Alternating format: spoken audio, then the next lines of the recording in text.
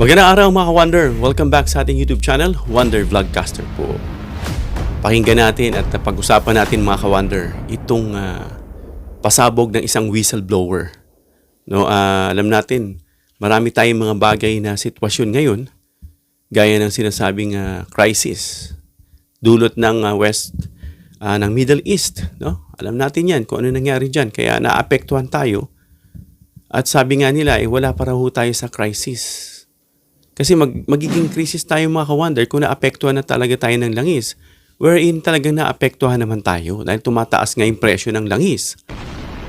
Pero may mga sinasabi silang wala pa tayo sa stage na tayo na sa crisis na. I'm not sure kung ito ay sugar-coated or totoo. Pero sabi nga ni Senator JV, ramdam na nasa crisis stage na talaga tayo. Well mga ka-Wonder, pag-usapan natin itong whistleblower. Sinabi niya, isiniwalat niya, nilantad niya itong pinagagawa ni Rodrigo Duterte dun sa Davao nung siya po ay mayor pa. If I'm not mistaken, naging mayor to si Rodrigo Duterte noong 1988, somewhere mga ganung panahon, nung pagkatapos ng EDSA Revolution. So itong taong ito ay taga Davao, kinuwento niya, na kung ano yung naging galawan ni Rodrigo Duterte, pati ni Sara Duterte. Panoorin natin mga ka-Wonder and then from time to time reaction na natin. Siguro mga guys, hindi pa ninyo nakalimutan noon nung presidente pa si Duterte at ang vice niya ay si Lini. Hindi nyo makalimutan yan, di ba? At ang vice ni nung tumakbo si Duterte, si Alan Cayetano. At naglaban si Lini at si BBM. Hanggang matapos ang termino ni Digong, hindi talaga niya pinansin yung si BBM. Hindi niya nilagyan ng trabaho sa gobyerno. Diba? Yan dyan sa part na yan mga ka-Wonder, alam natin na lumapit balitang-balita yan mga ka-Wonder, na lumapit itong si Duterte. May picture pa nga yan. Dito sa mga Marcos at humingi siya ng tulong. Of course, para manalo siya, alam niya yung fanbase o yung supporter ng Marcos. Yung loyalist ay napakarami niyan. Kaya lumapit siya. And then, nung nanalo nga siya, usap-usapan, ba't hindi niya binigyan ng position si Marcos?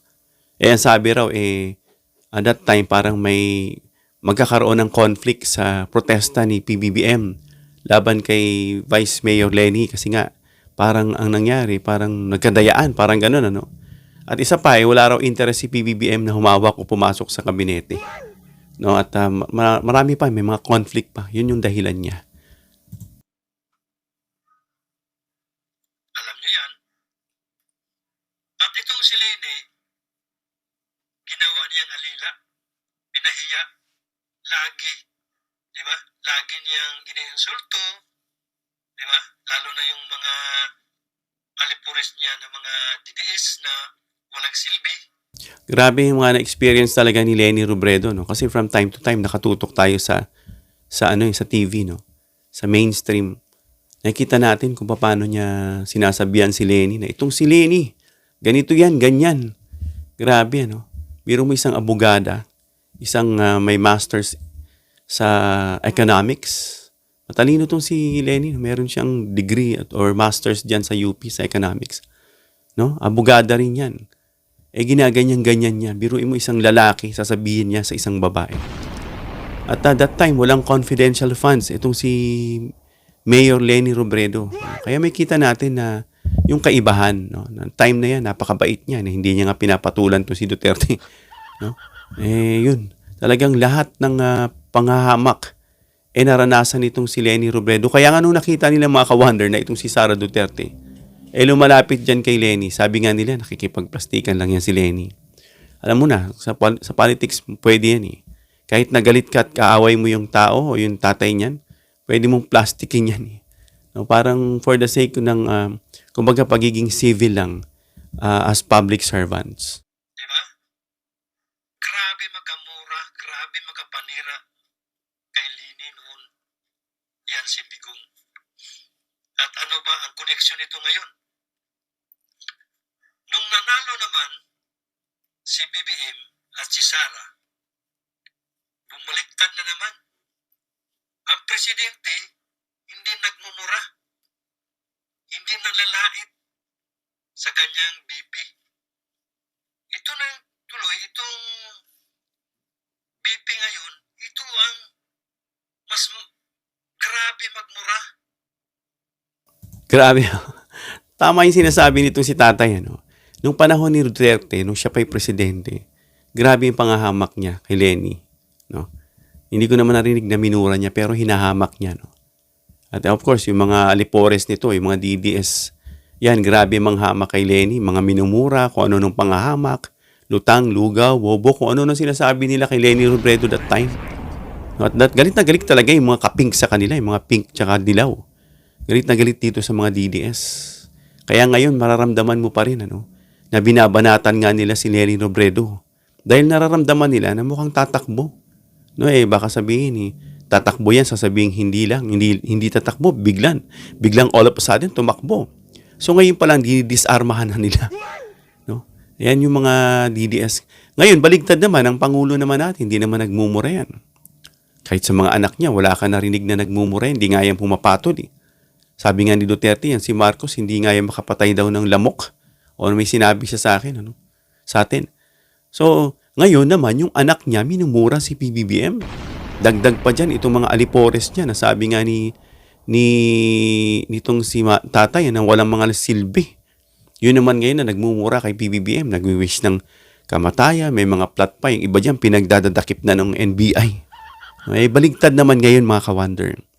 Patunay lang dyan na abusado itong pamilyang ito, na dinadaan lang sa tapang, tinan mo kung magsalita, kulat tao ng mga, alam mo yon, yung puro pananakit ang nasa utak, dahas, kita mo naman si Pulong, may hawak na kutsilyo, pasiga-siga, pamapya-mapya ang dating, di ba? Yung isa naman, puro tato, malaki ng katawan, puro tato, inahamon naman ni Tory, hindi naman sumipot. Naalala ko itong si Duterte at saka yan si Pulong ba yan? Hinamon niya ng isang Muslim, di naman dumating. Siyempre, sasabihin nila, ba't ko naman papatulan yan? Tapang mo nagdideklara ka ng matapang ka sa publiko at kung ano nung pinasabi mong palamurakat, marami kang pinatay, tapos ngayon ba't di mo patunayan? May humahamon sa'yo para ma-legitimize yan. Kaya itong sinasabi ni tatay, mamaya panonoorin, papakinggan natin yung galawan nila noon dyan sa Davao bago maging mayor. Mayor na. At bago maging presidente. At bago maging mayor yan si Sara. Diba? Baliktad, diba? Bumaliktad. Noon, si Lini ang minumura nitong walang hiyang Duterte. Pero nung nanalo na naman si BBM naman ang minumura ng mga Duterte. Ganon sila kasama. Ganyan sila pag makalaban. Kaya nga mga ka-wonder, tama yung sinasabi, no? Na since nung naging presidente itong si Duterte, yung napalitan yung norm, kumbaga yung takbo ng ating society, napalitan ng okay na yung patayin yan. Bali wala na yung due process. Basta raw patayin. Pero pag tinanong mo naman, inilinaw mo naman sa kanila, patayin lang daw yung mga addict. Tapos binago na, patayin daw yung pusher. Pero ganun pa man, may patayan pa rin. Nakakalimutan yung sinasabing due process. Meron kasi tayong batas Kapag yung batas hindi natin sinunod, mga ka-wonder, otherwise, mga barbarian tayo. Mga uncivilized. No? Alam mo yung mga pamahulog. Alam mo yung mga panahon noon na pwede mong patayin yan basta-basta. Wala namang sisingil sa'yo. Ganun ang mangyari. Lawlessness. Hindi po yan ang gusto natin. Kaya nga may batas tayong sinusunod. At susundin natin yung due process. The same thing na ini-enjoy ni Rodrigo Duterte dito sa Dahig, na binigyan siya ng due process. No? Dinaan siya sa proseso. Hindi siya tinugok agad. O hindi naman siguro katigok-tigok. Wala naman sigurong death penalty na sakop dyan, sa usapin dyan. Pero at least dumaan siya sa due process, mga ka-wonder. Pag hindi nila makuha yung gusto nila, hindi nila ano ba yun, yung mga pangarap nila na maging Alam mo, tama ito si tatay, ano? Nung si Martin Romualdez ay naamoy na may kudeta, bukod dyan, ano, gustong hawakan ni Sara Duterte itong DND, Department of National Defense. Pero mukhang naamoy nga yan at nalaman. No, alam mo yung mga intel yan eh. Tahimik lang yan, hindi yan sinisiwalat sa publiko. Pero sila alam, sila dyan sa loob, nagkakaamuyan, nagkakaalaman yan. Pangiti-ngiti lang yan, akala mo deadma, pero nagkakaalaman na yan. Kaya nung nalaman din ni Martin Romualdez na tinik nila, dinemote itong si Gloria para hindi siya maging house speaker dyan. Para wala siyang control. Kasi pag yan ang nangyari, pwede niya nang ipa-impeach si PBBM. Madali na lang kasi hawak niya yung kongreso eh. So kaya nagalit sila dyan kay Martin Romualdez. Nagulat na lang ako pag-gising ko. Galit na galit to si Sara. Oh. Tinatawag na tambaluslos. Ito nagsiga-sigaan na tong kumbaga tawag nila saling pusa lang naman eh. Hindi lang man talaga for vice presidential yan. Hindi naman, kung hindi lang dahil doon sa tatay, hindi naging vice president yan. Na sinasabi nga nila na prinsesa yan, na spoiled brat. Gusto ko parang ganun lang. Dahil gusto niya, ginamit yung tatay. Pati yung pagiging pagstay ni Duterte dyan sa The Hague, nagagamit niya yan, no? Para may drama. Alam mo yung Pilipino, madrama eh. Merong istorya, isang babae, yung tatay niya nakulong, paglalaban niya. Ay, dyan kami. Alam mo yung mga Pilipino, mahilig sa melodrama. Yan ang sakit natin eh. No? Pero pasalamat tayo doon sa mga matatalino ha. No, hindi lahat, marami pa rin na hindi kumakagat sa mga ganyang storya, na ginagamit yung mga ganyang naratibo para gamitin niyang tapakan at maging presidente siya sa 2028. Alam nyo, itong mga Duterte, ito si Sara, maliit pa yan noon eh. Nakikita ko na yan sa Davao. Kasama ng nanay niya. Hindi yan si Sara, si Basti. Nakahawak yan sa card. Hindi yan magkasama at saka si Duterte mag-grocery, si Elizabeth. At alam mo, pag pumapasok yan si Digong doon sa supermarket na saan ako nagtatrabaho at ako ang head doon, lagi yang kumukuha ng mga appliances at ibibigay doon sa kabit niya. At ako ang tagabuhat. Kasi akong head doon. At yung mga gwardiya niya, yung mga bodyguard niya, nakatingin lang, hindi man lang tumulong sa akin magbuhat. Papunta doon sa Toyota niya. Yung Toyota na Hilux. Tagal na yan eh. Hindi nila lang tinapon kasi mahirap siya. Yan po yung mga drama nila mga ka-wonder, no? Na gustong-gusto ng mga DDS. May mga tanong pa dyan eh. Gaya nitong isang vlogger na to, yung si Majin Bu, na yung pamumuhay daw kumpara dito, alam ko mga tinutukoy niyan. Yung mga mayayaman na nakatira dyan sa Forbes Park. Dinidistort niya na naman yung isip nitong mga nakikinig. Akala nila, totoo? Yung sinasabing simple lang daw yung pamumuhay. Front lang yun.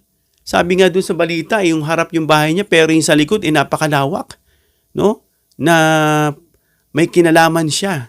I'm not sure kung kanya, no? O bahagi siya. Pero napakalaki ng lugar. And aside from that, mga ka-wonder, yung mga na bulgar din, ano, na ilang mga houses, parang gano'n, ang pag-aari niya dito sa ilang sulok ng Pilipinas. If I'm not mistaken, doon sa narinig ko, nasa 14, mga gano'n, ano. Hindi ko lang alam, comment down below mga ka-wonder kung ilan yun na narinig nyo. So, yan ay front lang. Yung nga sa lamesa na kumakain daw ng ganito, nilagay sa kanin ba yun, o cupcake yung kandila, nung inispread yung totoong camera, nakita mo, may lechon naman pala. No, yun yung mga drama nila. Na tama nga yung sabi ni tatay, yung Toyota niyang luma, na yan ang finofront niya para hindi siya pagbintangan na siya ay corrupt. Meron akong kaibigan na kwento niya sa akin, ano, na itong abogado na to, although matagal na yan, inamin niya na nangurap din siya, no? At wala itong sasakyan. Pero marami na raw siya, may nakorap na raw siya. Pero binago siya, no? Naging mabait siya. At tinigil niya yung pangungurap. Yan ang maganda. na kapag nausig ka at na, lalo na naging na-realize mo, no, na naging Christian ka, na born again ka, o mga ganun, ano, mga turning point sa buhay mo, talagang umiiwas ka at nagbago ka.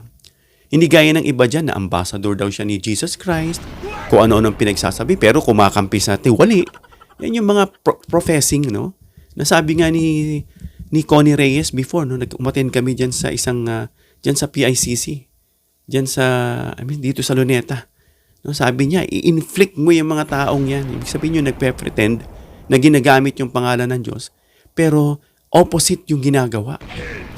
Kaya naniniwala ako na yung mga pa-front na bulok na sasakyan na yan, at the back of that, may mga yamang tinatago yan para hindi siya silipin. O saan galing to? Kasi ganun Kamo yung mga disgaya. No? Itong disgaya, kaka-front nila, ina-interview sila ni Babaw, tsaka nitong isa pa. Corina yata yan. Na yun, nalaman tuloy, yung mga yaman nila na brinag nila. Ayan, anong nangyari sa kanila ngayon? Bistado sila. Kaya yun, ginagawa, pinop-front, yung mga luma para hindi paghinalaan. Di ba? Pati yung bahay nila, hindi niya binago. Kasi pag binago niya, mahalata ang korupsyon. Kaya doon ko na nung tumakbo siya bilang presidente, nung nagsalita siya na hindi siya korap, galit siya sa korap. Naalala ko tuloy. People say traveling won't solve your problems. Maybe they're right. Ang sama-sama pala ng ginawa niya noon. Na halos lahat ng kabit niya doon kinukuha yung mga gamit. Ako mismo ang nagkakarga doon sa naglalagay doon sa sakyan niya. Yung driver niya, yung pumunta sa sa Senate na sinungaling. Yan. Kita ko yan. Kaya may point yung sinasabi may nabanggit si Sentry, nung mayor pa siya at i-rewind pabalik, parang may sinasabi na si Sentry na dun pala nag-i-start na siya gumawa ng mga pangungurakot. No? At anong naging mayor siya, hanggang sa naging fiscal ba to, prosecutor, o ano man yung nangyari dyan sa kanya, hindi naman judge, na, ewan ko kung judge yun, o fiscal, o ano man yung position niya dyan, Comment down below mga ka-wonder kung alam nyo yung naging position itong si Duterte. Nabanggit nga, na marami na raw yan ini-involve. Kahit yung mga interview ng mga nasa kalye survey, na sinasabi nila, na doon panahon pa lang daw, marami na raw kalokohan yan itong si Duterte. No? Marami na raw involvement yan sa mga illegal na mga bagay. No? Ito, mas sinasabi pa to si Sentry, na ito ngang si Sara at saka si Mans, meron niyang mahigit 2 billion sa account nila. At kapag yan na nabuksan mga ka-wonder, talagang katakot-takot na paliwanag si Sara kung saan nila kinukuha yan. At bukod dun sa joint account nila ng father niya na 2 billion mahigit din. No, itong binanggit din ni Sentry, na itong si Sara, na parang during that time, if I'm not mistaken, humingi ito, itong si Sara, ng confidential funds dyan sa tatay niya. Mayor pa lang siya, mga ka-wonder, Kung hindi ako nagkakamali, kung nasa 1 billion ba yun o mahigit, na humingi ka, mayor ka lang, then confidential. Mahilig sila sa confidential funds, Kasi hilig nila din sa confidential, Tataka ka, saan nang pupunta? Nga sabi ni Manong, bili daw ng bili ng appliances. At alam naman natin na broken yung relationship nitong si Digong dyan sa mother ni Sara. Kaya makikita mo sa pag-grocery, hindi raw magkasama. Dahil nga naman, mabibisto siya sa pinamimili niyang appliances. Saan niya dadalhin? Doon daw sa kabit, sabi ni Manong. Lahat ng mga gamit ng mga kabit niya noon, galing yun sa amin. Kumpanya. Ganun sa kakurap noon pa lang. Hindi yan lumalapit sa manager namin. Binibigay lang sa akin yung listahan. Microwave oven, rice cooker, toaster. Basta lahat. Electric pan, o anong kailangan ng kanyang kabit. doon sa amin kinukuha. Kasi Chinese yung may-ari. Kaya doon, nung tumakbo yan noong 2016, tinago ko lang sa sarili ko kasi masama kasi yung maging marites na lang tayo. Pero kitang-kita na ngayon sa flood control, naalam pala niya na yung DPWH ay grabing korupsyon. At yung mga anak niya, nung nakaupo siya bilang presidente, ang lalaki ng mga confidential pa. Hindi lang yung kay BBM ngayon na hiningi ni Sara. Nabuhay sila sa pera na hindi nila pinaghihirapan. Bago natin tapusin, malapit na matapos, talagang pinagsisisihan ng karamihan na naging presidente natin itong si Rodrigo Duterte. Alam natin na sabi nga nila, ito ang nagpahirap sa ating bayan. Ang daming pumasok na pera sa atin, yun ang pagkakasabi. Mga donate ng ibang bansa during pandemic, yung face mask, yung mga kit na yan, yung vaccine. Sabi ni Sentry, tinubuan ng 2,000 kada So kumita sila ng 1 billion mahigit. Pumasok yung Pharmaline na pinagkakitaan nga nila. Pinasok yung Pogo at kung ano-ano mga illegal. Alam mo yung ginagawa niya ron sa Davao, yung ayon sa mga naririnig natin. Gaya rin ang sinabi ni tatay, in-apply niya sa Pilipinas. No, talagang sabi nga nila hindi naman nakinabang yung bansa natin Bagkus nagkautang pa tayo ng 7 point something trillion. Na kumbaga, nasaan na yung mga yun? Yung pinagbentahan, yung mga pera sa Pogo, sasabihin na, wala na. Sabi nga ni Duterte, nangurakot daw siya, naubos na. Sabi nga ng iba. Kaya pag nalaman yan, yung inungkat nito, yung mabuksan yan sa AMLAC, makapag-coordinate, malaman yung bank account nitong mga to. Dahil hindi nabubura sa system yan, mga ka-wonder. Naka-record yan. Magkakaalaman na. Kaya talagang itong flood control na isiniwalat nga, biglang ibinalik nila kay PBBM. Na ito na si PBBM ngayon ang tinuturo nila. No? Mabibisto tayo.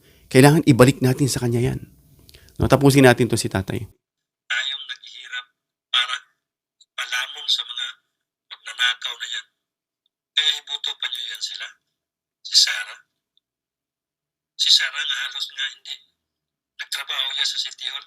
Hindi ngayon marunong umarap. Wala akong nakitang project niya. Isang ginawa lang niya doon sa City Hall Yung TV nila na nakalagay doon sa sa sanggunian ng mga trabahante nila na nanonood na lang ng TV, walang ginawa. Yun lang, sinabihan niya, tanggalin niya ang TV. Kasi ang laging trabaho niya, ang laging may lakwatsa at sumba. Yun naman pala mga ka-wonder. Kaya pala itong si Sara Duterte ngayon, wala rin pinagagagawa. Dahil doon pa pala, noon pa lang wala na raw yan pinagagagawa, sabi nitong si tatay. Grabe. Hanggang ngayon wala at wala daw ginagawa kundi lakwatsa. Exactly mga ka-wonder. Ganon din ang ginagawa niya ngayon, maglakwatsa. Pumupunta sa iba-ibang bansa. Grabe mga ka-wonder. Ano ba itong pinasok natin? Kaya pinagsisisihan talaga natin na nabubudol ng mga Pilipino. Very gullible tayo May makita lang tayong kakaiba. Matapang. Yung mga addict daw, nawala raw. Talagang mawawala. Tatakutin, papatayin mo ba naman No? Talagang mawawala. Yun kasi rason itong mga kulang sa tornilyong ibang DDS Nawala. Pwede rin naman i-apply yan. Pero, paano mo i-apply? Yung tamang sistema, ginagawa rin ni PBBM. Kaya nga tinan mo to. Yung resolba, ilang bilyon ang halagang nasawat, nasa bata. No? At walang casualties. Sa panahon ni Duterte, kukonti lang, ilan lang. Pero ang daming pinatay. No? So, yun yung mga sinasabi na matagal na pala nilang galawan yan, mga ka-wonder. No, tapos iboboto pa rin natin. Mag-isip-isip po kayo. Kaya dapat ipatuloy dyan, ma-enlighten to mga to. Yung iba dyan kasi, not guilty. Iboboto ko yan. Pero pag pinalawanagan mo na sila, dahil hindi nila alam yung katotohanan doon sila mamumulat ang isipan. Kaya salamat sa mga ganito, mga whistleblower, na talagang isinisiwalat nila. Dagdag pa dyan si Madriaga na dinidiscredit nitong mga aso ng mga Duterte, yung mga content creator nila dyan na sinisira, At may dagdag pa silang maleta. Kung ano-anong paraan para ma-discredit lahat ng laban kay Duterte, Rodrigo at saka kay Sara. Of course, style yan. At mga bobo na lang ang maniniwala dyan. Yung mga matatalino nga, hindi na pinag-uusapan yan. Sinasarado na agad yan. Nag-move forward sila sa sa possible outcome at anong dapat gawin. And then bobotohin nyo pa another Duterte. Never na, mga ka-wonder. Tama na. Gusto nyo bang isadlak yung bansa natin? Mag-isip kayo. Huwag kayong sarado. Duterte ako, diehard ako, gusto ko yan eh. Kasi maraming nagbagong adik eh. Mga ganito eh. Sino ba namang hindi mo? Papatayin mo ba naman? Yung EJK, yung i-apply mo ba naman? Extrajudicial, pagpapatayin mo nang walang due process. Tama ba yon? So yun, mag-isip kayo. Ibalik nyo yung sistema. Kung yung mga adik na yan, dahan-dahan tinatrabaho yan. No? Paano kasi, iso lang yan bago tayo magtapos. Paano magbibenta ang mga drug addict kung yung kanilang mga produkto ay winawasak? Yan ang sagot dyan. Tignan nyo itong mga report. Ilang bilyones ang winasak. No, ilang bilyones ang winasak sa administrasyong PBBM kumpara dito kay Duterte. Yung ugat ng kailangan sirain mo. Kahit gumawa yan, wawasakin. Wala silang ibibenta. Eventually, titigil na yan. Bukod sa mahuhuli pa sila. Mag-isip kayo. Huwag yung puro tumigil ganito. Yun lang ang nasa isip nyo, nakakonfine sa isip. Isipin nyo yung proseso kung paano ginagawa ito para mapatigil na ng gusto. No? Para mawala na yung supply. Yan ang winawasak. At yung mga pusher, pinakukulong. Yung mga nakita nyo sa bata, nasa sa bata dyan, tayo nyo sa Davao, sabi nila safe, malinis, and dami pa rin tayo nakikita. Kaya yung mga sinasabi nilang yan, budol lang yan. Kumbaga, facade, maganda yung harap, para pagtakpan nyo nasa likod. Alam naman natin yung mga totoong nangyari dyan.